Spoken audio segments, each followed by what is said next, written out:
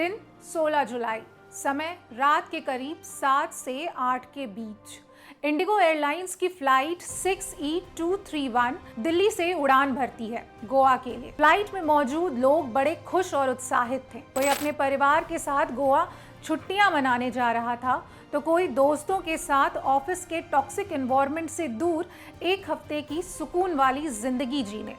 लेकिन उड़ान भरने और कुछ ही समय की दूरी तय करने के बाद ही जमीन से करीब 30,000 फीट ऊपर उन्हें पता चलता है कि वो विमान जिसमें वो सफर कर रहे हैं का इंजन फेल हो गया है। सोचिए उस वक्त उन पैसेंजर्स ने क्या महसूस किया होगा। उनके आंखों के सामने अंधेरा हो गया होगा, हाथ पैर कांपने लगे होंगे, उनके अंदर डर की एक लहर दौड़ने लगी हो। उनके लिए इमरजेंसी लैंडिंग का ये सफर मौत के साथ खेलने जैसा रहा होगा। अब कल्पना कीजिए 12 जून 2025 को अहमदाबाद में एयर इंडिया से लंदन के लिए सफर कर रहे उन 242 पैसेंजर्स के बारे में। उन्हें तो ये सब सोचने का मौका भी नहीं मिला था। फ्लाइट के टेक ऑफ के कुछ ही मिनट के बाद प्लेन एक मेडिकल कॉलेज की बिल्डिंग पर क्रैश कर जाती है और थोड़ी देर बाद अहमदाबाद में आग और धुएं का अंबार आसमान में फैल जाता है। फ्लाइट में गुजरात के पूर्व मुख्यमंत्री अपनी बेटी से मिलने जा रहे थे। खुशबू राजपुरोहित अपनी शादी के बाद अपने पति से मिलने जा रही थी। डॉक्टर कोमी व्यास अपनी फैमिली के साथ लंदन जा रहे थे। और न जाने कितने ऐसे लोग और उनकी कहानियां जिन्होंने सोचा भी नहीं था कि अगले कुछ मिनट की दूरी पर मौत उनका इंतजार कर रही है। और इतनी दर्दनाक मौत की परिवार वालों को अपनों की लाश पहचानने के लिए भी डीएनए करवाना पड़े। हादसा इतना बड़ा, पूरी दुनिया अफसोस कर रही थी। मीडिया प्लेन क्रैश कैसे हुआ पर विश्लेषण कर रही थी। हमें उम्मीद थी कि एविएशन मिनिस्टर राम मोहन नायडू इस हादसे की जिम्मेदारी लेते हुए इस्तीफा देंगे। इस पर एक निष्पक्ष जांच होगी। लेकिन हुआ क्या? वो हादसे वाली जगह निरीक्षण करने जाते हैं और वह रील बनाते हैं।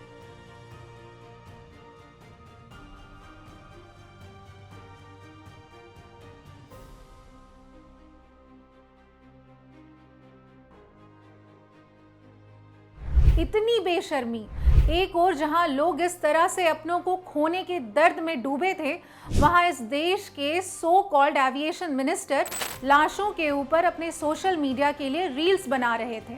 तो दूसरी ओर हमारे देश के गृह मंत्री अमित शाह मीडिया में अफसोस करने की जगह और ऐसे हादसों के लिए अपने सरकारी तंत्र को फेल मानने की जगह ये बयान दे रहे थे कि ये एक्सीडेंट है, हम एक्सीडेंट रोक नहीं सकते।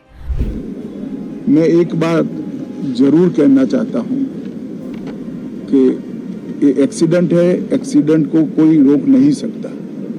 आपसे ये उम्मीद नहीं थी सर। असंवेदनशीलता की सारी हद तो तब पार हो गई जब सारे देश को प्रधानमंत्री से इस हादसे को लेकर कुछ पुख्ता निर्देश देने की उम्मीद थी। पर प्रधानमंत्री ने यहाँ भी वही किया जो वो लगातार 11 सालों से करते आए हैं।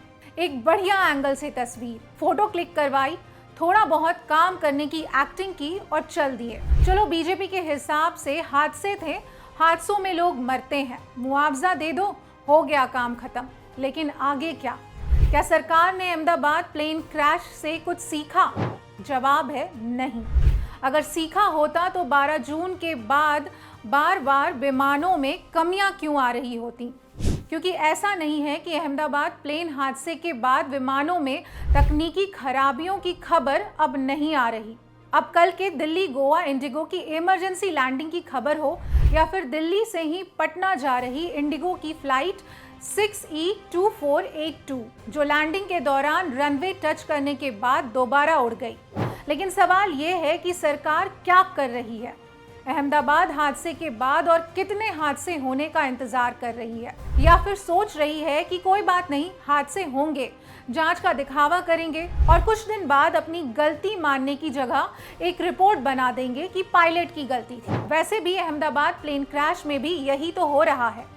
अंत में सरकार से सिर्फ एक सवाल, क्या 270 लोगों की मौत से आपका मन नहीं भरा या आप और भी ऐसी घटना होने का वेट कर रहे हैं?